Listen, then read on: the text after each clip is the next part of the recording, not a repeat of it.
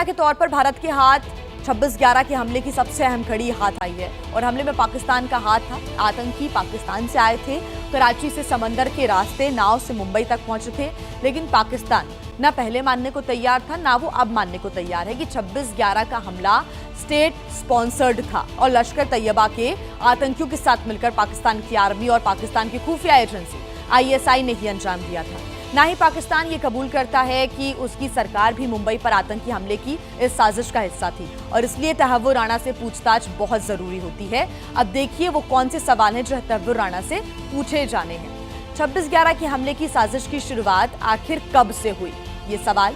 साथ ही सवाल ये भी कि हमले में ISI का रोल क्या था, उसका हैंडलर आखिर कौन था, हमले में पाकिस्तान सरकार और आर्मी से कौन था, क्या भूमिका थी उनकी, हाफिज लखवी के अलावा और कौन था मास्टरमाइंड।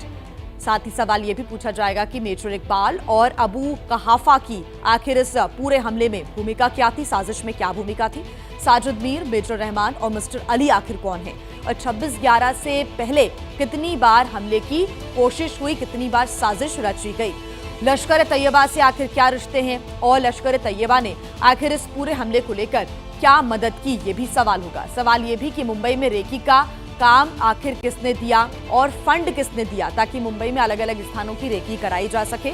साथ ही सवाल ये भी पूछा जाएगा कि मुंबई के अलावा और कहां-कहां पर हमले की प्लानिंग थी।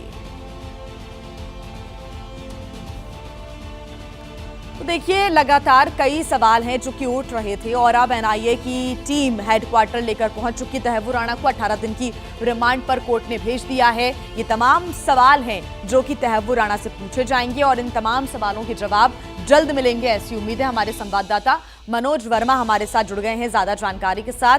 मनोज, कल का पूरा घटनाक्रम भी आप बताएं कि NIA ने कोर्ट के अंदर क्या दलीलें पेश की। 20 दिन की रिमांड मांगी थी लेकिन 18 दिन की रिमांड मिली है और ऐसे में इन 18 दिन बहुत ज्यादा जरूरी हो जाते हैं, कई तमाम अहम सवालों के जवाब मिलेंगे।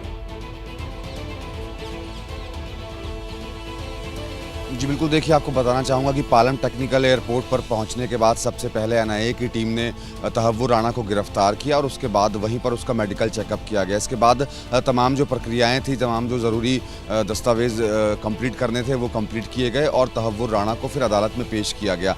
अदालत में पेश करने के बाद NIA की टीम ने तहव्वुर राणा की 20 दिन की रिमांड की मांग की थी, जिसमें अदालत में साफ तौर पर यह बताया गया था कि तहव्वुर राणा के खिलाफ वो तमाम सबूत मौजूद है जिससे पता चलता है कि वो भारत के खिलाफ एक बड़ी साजिश रच रहा था और डेविड कॉलमैन हेडली के साथ मिलकर के, और इसके अलावा इसमें पाकिस्तान भी शामिल है, तो तमाम सबूत वो दिखाए गए। इतना ही नहीं, ये भी अदालत को बताया गया कि जब डेविड कॉलमैन हेडली हमलों से पहले भारत आया था अपनी 8 यात्राओं के दौरान, उसने 231 बार तहव्वुर राणा से पूछताछ की थी। तो तमाम जो एविडेंस थे वो अदालत के सामने बताए गए और तमाम दलीलों को सुनने के बाद 20 दिन की रिमांड NIA की टीम ने अदालत से की थी और 18 दिन की रिमांड अब तहव्वुर राणा की मिल चुकी है। इस वक्त तहव्वुर राणा NIA हेडक्वार्टर के अंदर हाई सिक्योरिटी सेल के अंदर मौजूद है। अभी की जो हमें जानकारी मिल रही है सूत्रों से कि अभी वो सो रहा है, क्योंकि काफ़ी समय लग गया था, रात को करीब 2:30 बजे के करीब वो NIA हेडक्वार्टर में पहुंचा था, तो इस वक्त वो सो रहा है। थोड़ी देर बाद जो अधिकारी हैं NIA के जो अधिकारी हैं उनके आने का सिलसिला शुरू हो जाएगा और उसके बाद एक एक करके एक लंबी सवालों की जो फहरिस्त है वो NIA के अधिकारियों ने तैयार की है और एक एक करके अब उसके गुनाहों का हिसाब उससे लिया जाएगा। जी। और मनोज, मानकर ये चल सकते हैं कि लगातार पाकिस्तान इस पूरी साजिश को लेकर हमेशा से ही किनारा करता हुआ आया है, कबूल करने को तैयार नहीं है, लेकिन तहव्वुर राणा से जब सवाल जवाब होगा तो लश्कर तैयबा की क्या भूमिका थी, पाकिस्तान की सेना और सरकार की क्या भूमिका थी उस समय, ये भी निकलकर सामने आएगा। और यही NIA ने भी कोर्ट के अंदर रखा है कि बहुत जरूरी हो जाता है कि सबूतों पर पुष्टि मिले, इसके लिए ये पूछताछ बहुत जरूरी।